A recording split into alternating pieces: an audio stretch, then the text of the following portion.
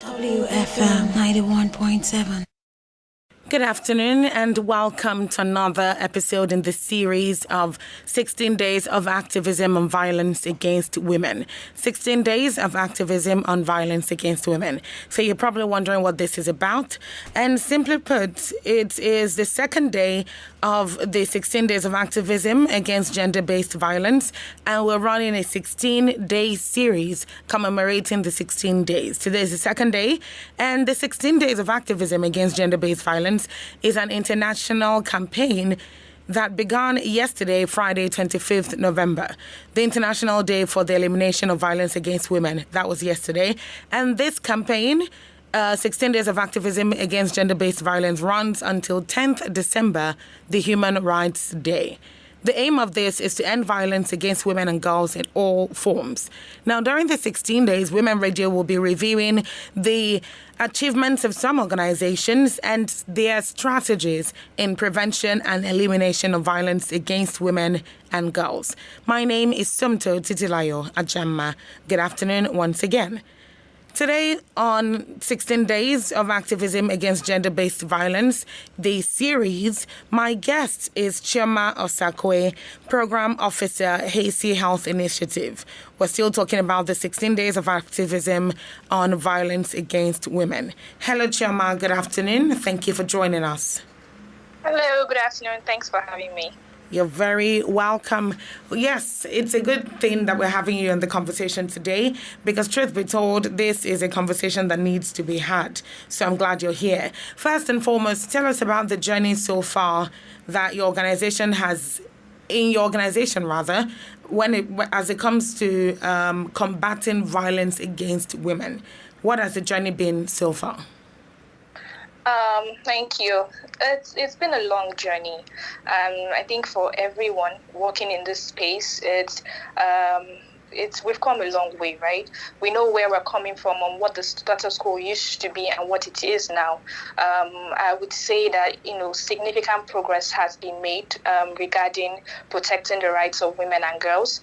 Are we there yet? No, we're not, but we continue to push and, make progress, right? So we have existing, policies and laws that advocate for women and girls.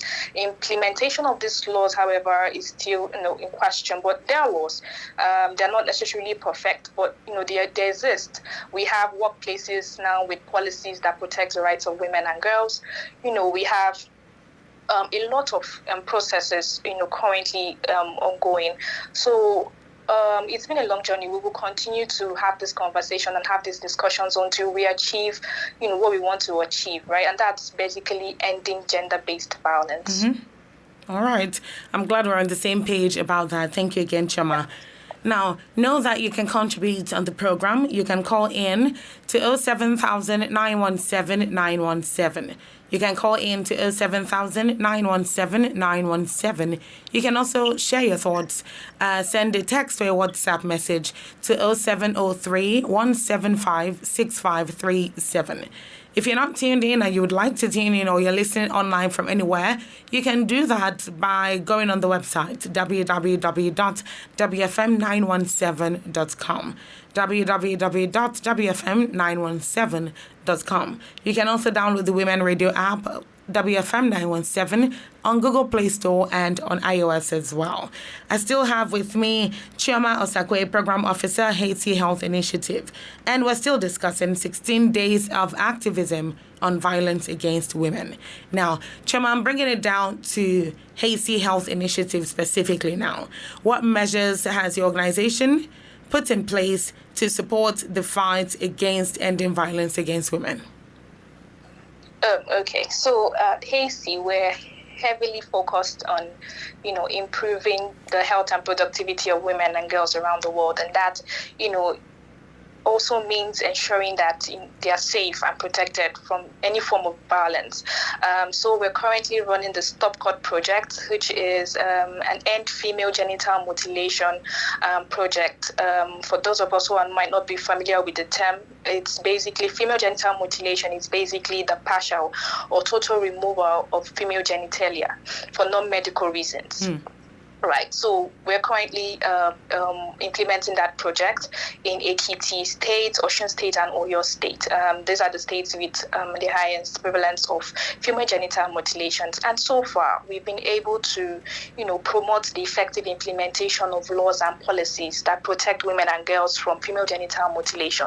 We've also been able to engage community members because we find out that female genital mutilation is, how will I say, is being justified. So they say it's a rite of passage. It's how women, go from being girls to women.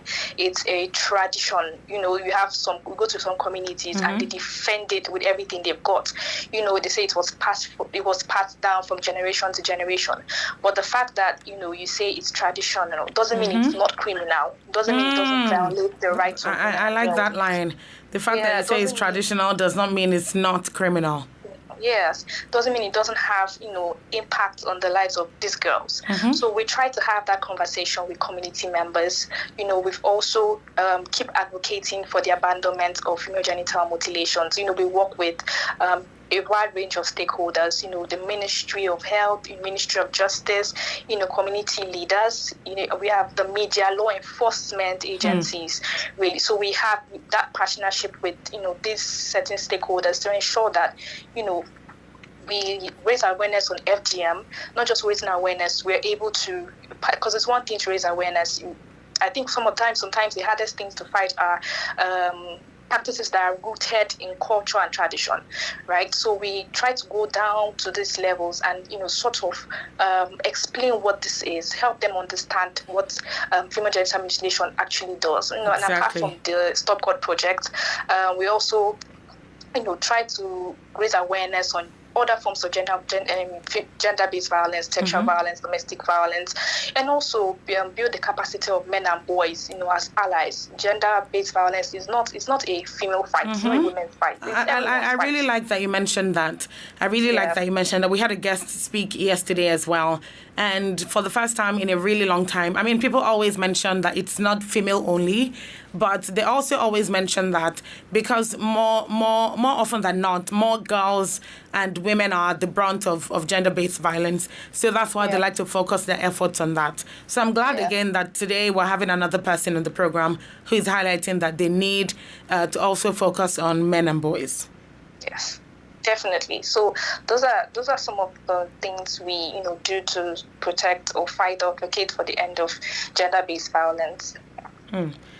I really appreciate your organization and all their efforts so far, because honestly, there's a lot of strides that have been made, but there's also a lot of work that needs to be done. Exactly. So still talking about that, looking at the rate of awareness, which your organization strives every day to add more, to increase that level of awareness, would you say that people are beginning to end the culture of silence by speaking out?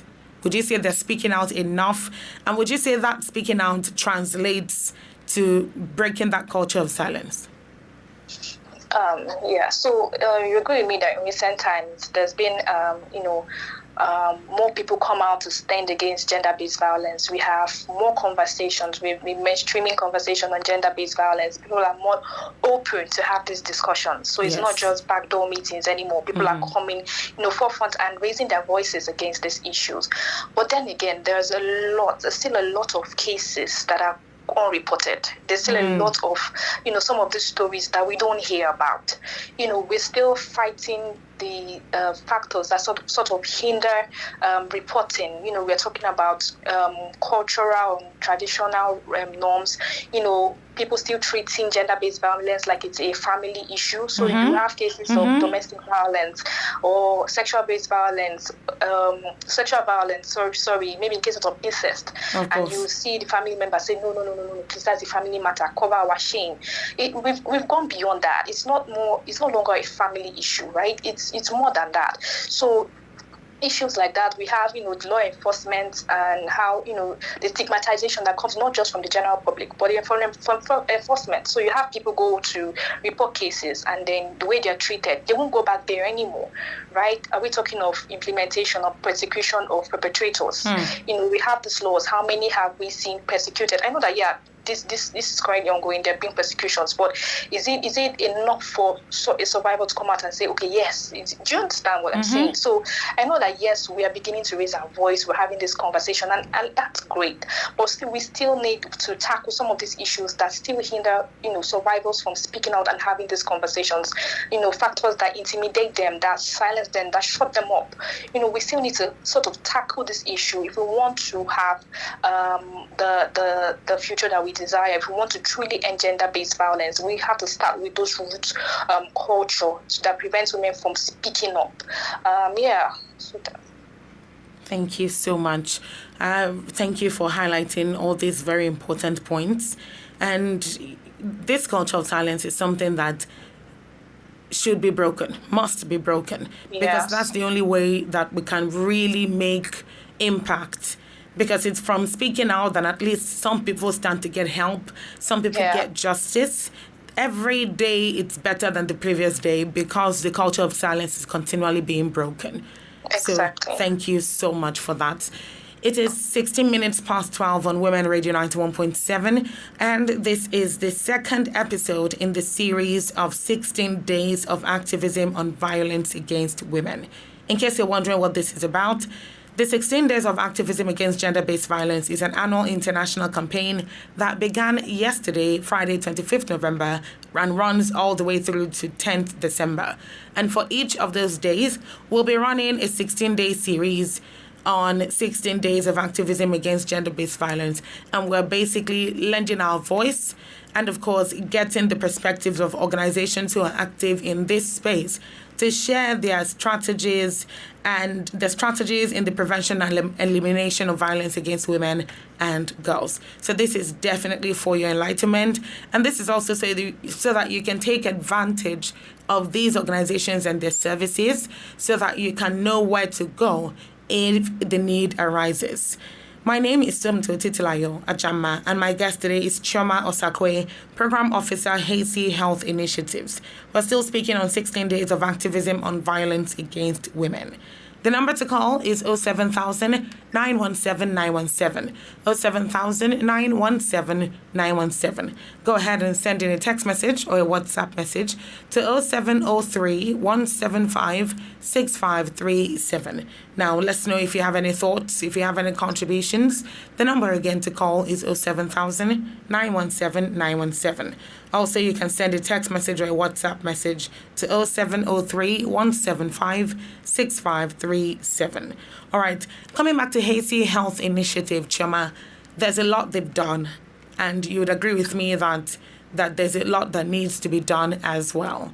So what are some of the plans currently being made for the future in order to advance the fight against gender-based violence by Haiti Health Initiative?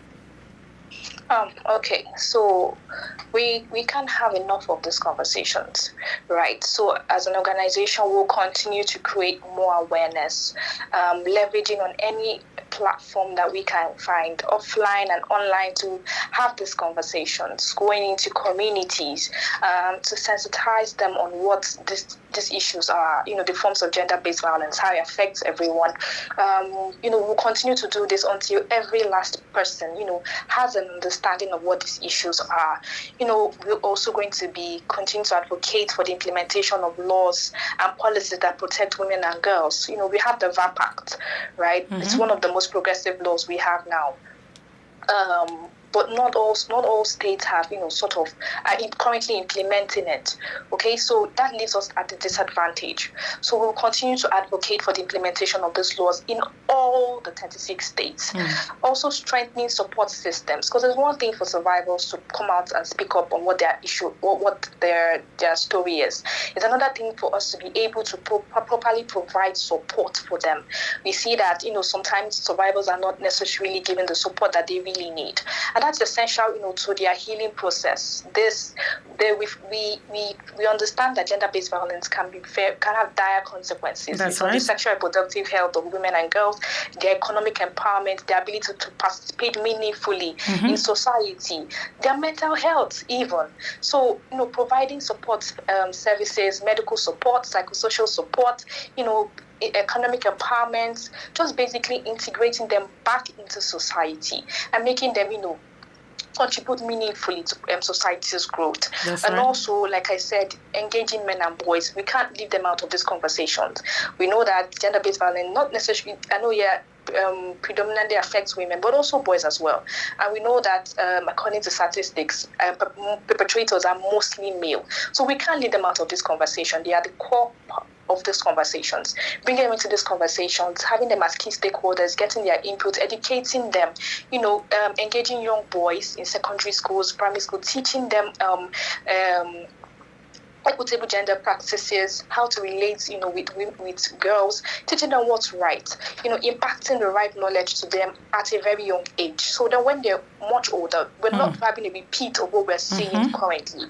Just basic, just all of that sensitization, and also girls, teaching them what they should do, how prevention, response, reporting, all of that. So as an organization, we'll continue to do our bit to make sure that we end gender-based violence and also provide support for survivors as well. Absolutely. So you do agree that there is a lot more work that needs to be done? Definitely. All right. Definitely. Sounds good. 22 minutes past 12, and this is still the second episode of 16 Days of Activism on Violence Against Women. Chama, let me ask you this. In the hopes of doing better when it comes to advocacy against gender-based violence, are there stakeholders, are there people that you intend to work with so that they can use their own area of expertise to pass the message and continue the advocacy?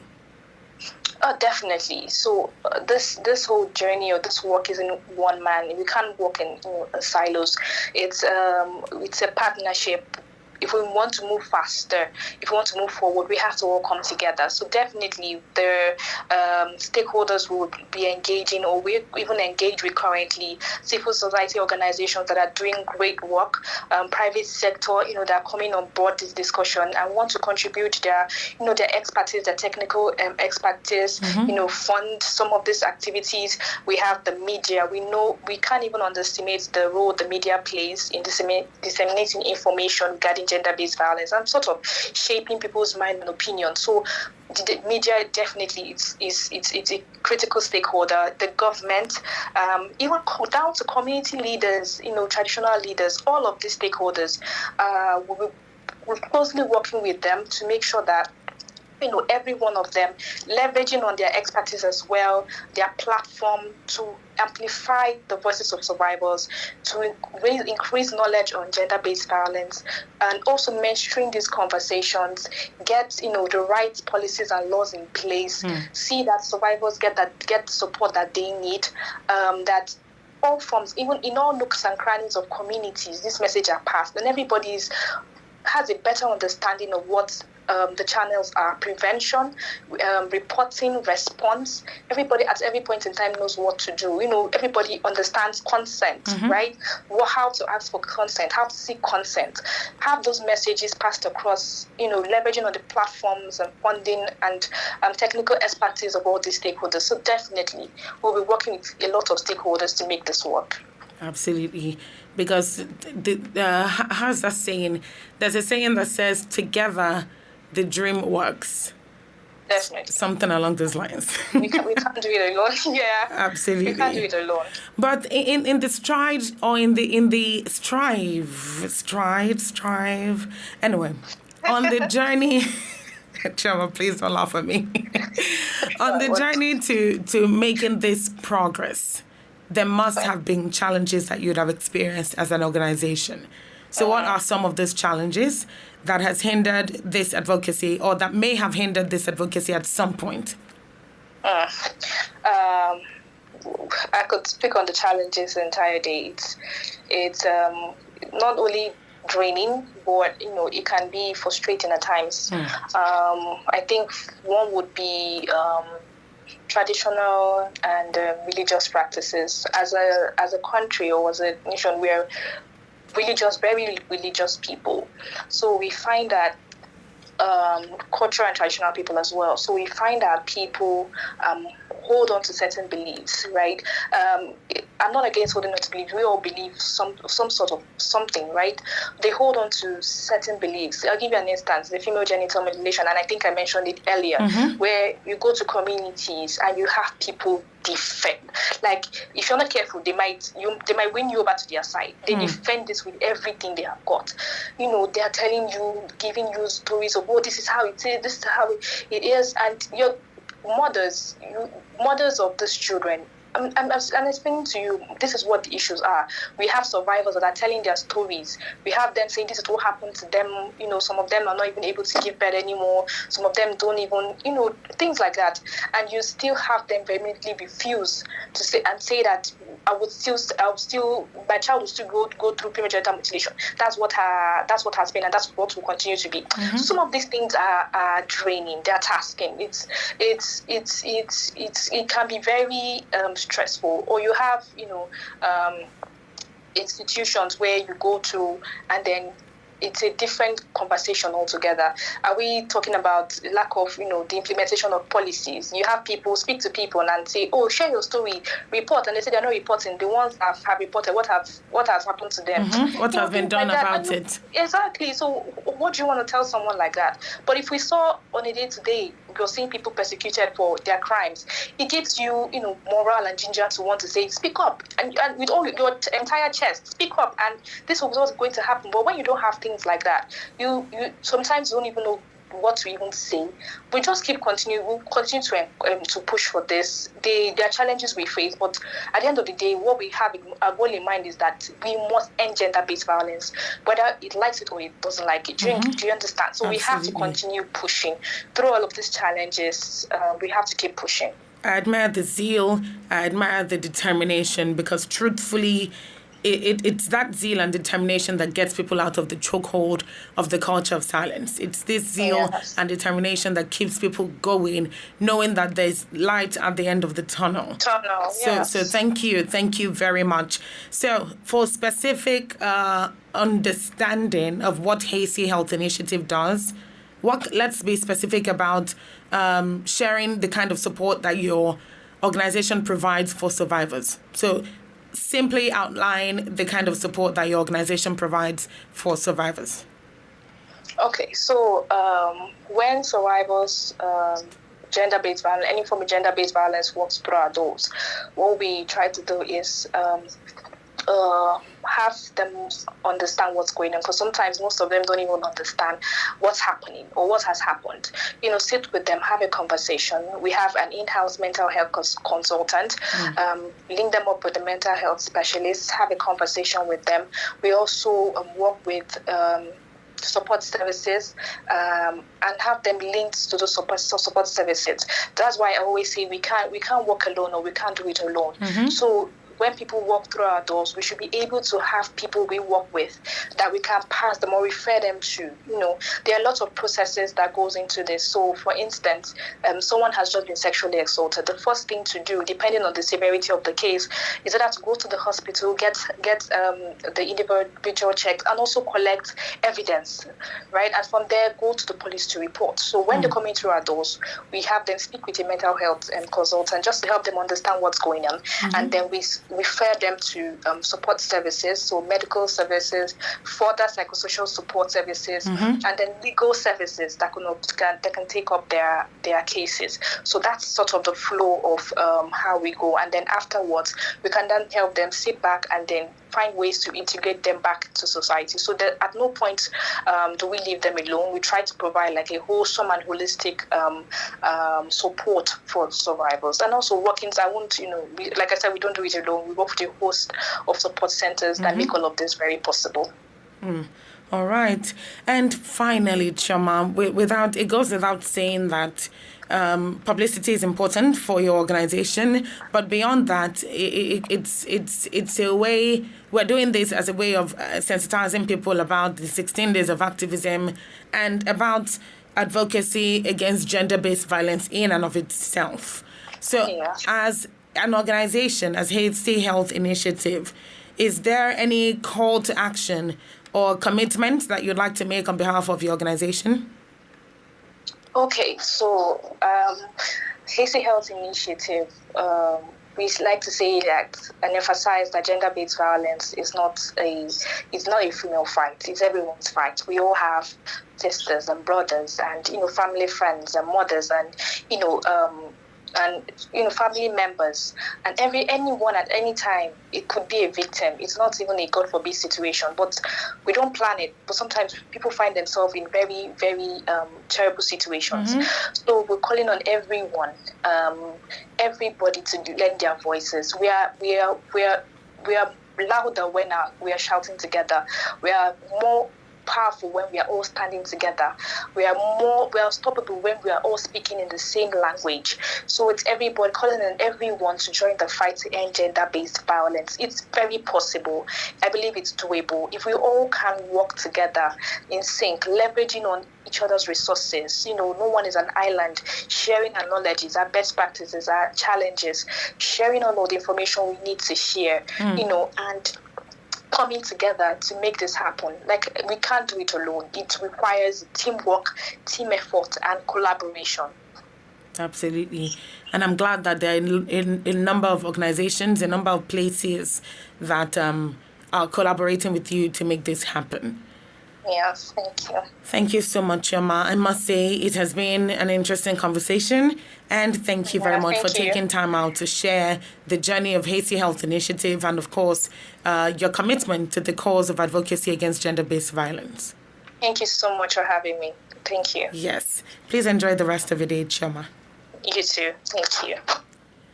All right. Without wasting any other time or any more time, it is important to note that violence against women and girls is a human rights violation. So if this is happening to you, Hasty Health Initiative is one of the organizations that you can reach out to, and you will get the help that you need. To a large extent, the immediate long-term physical, sexual, and mental consequences for women and girls when they encounter gender-based violence can be very devastating. At times, it's so extreme that it includes death. This violence negatively affects their general well-being, and it prevents women from fully participating in society. So if you notice any form of abuse, speaking out is so important. Report to the relevant authorities or relevant organizations, and let us unite and be deliberate in eliminating violence against women and girls. Thank you so much for joining us today. Special thanks to my guest, Chioma Osakwe, Program Officer, Hasty Health Initiative, and to you, of course, for being a part of the program today. Thank you very much to the producer, Elizabeth Akwerigbe. It is so important that we continue these conversations and we keep speaking about gender-based violence, and we continue advocacy and talking to people about this so that they can understand the truth about things, which is that nobody should be in this case, nobody should be caught up in this situation. And if you find any case like this, again, see something, say something. Thank you very much for tuning in. My name is Sumto Titilayo Ajama.